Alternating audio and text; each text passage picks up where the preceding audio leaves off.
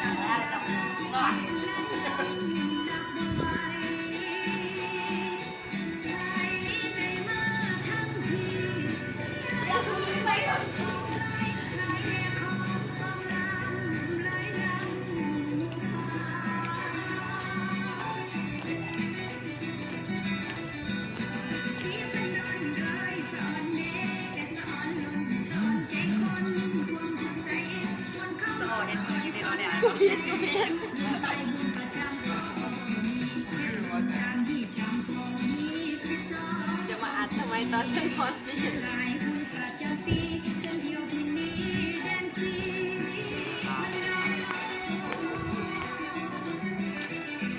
เอาไว้ไปแต่ก่อนก็อีก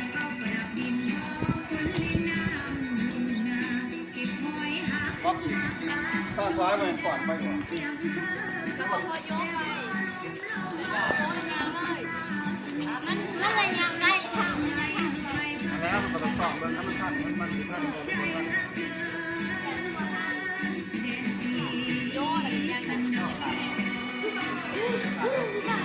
ว่าไม้ว่าโมท่านขายมันหูตอนเขาสอบเลยเพื่อให้ตัดใส่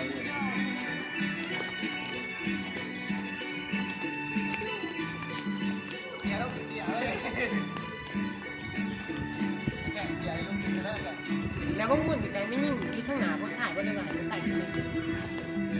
ใส่ยักไปแต่ผู้ชายยักขึ้นไปอีกเลยยักขึ้นไปยักขึ้นข้างหน้าก็ผู้ชายถึงยักขึ้นมาให้ที่หน้าไม่ยิ่ง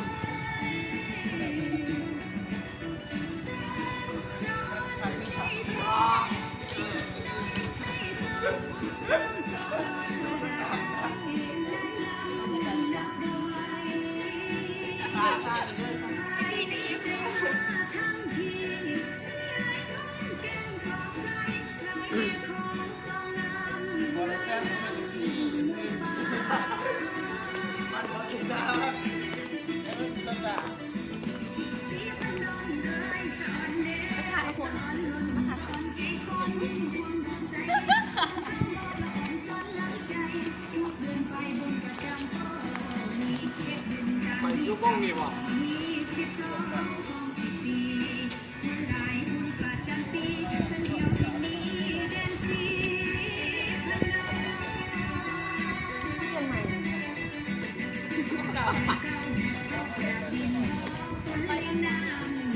อันนี้ว่าซื้อใช่พวกมันยังมีเสียงแล้วจะมายกไม้ลงมาไปไปตามมาเลยถอยดังเลยถอยดังเลย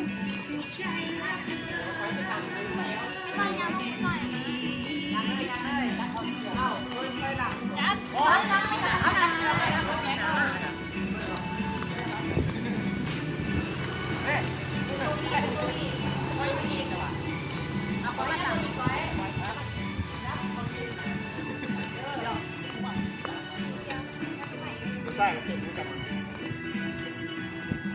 เล่นด้วยย่างคนเดียว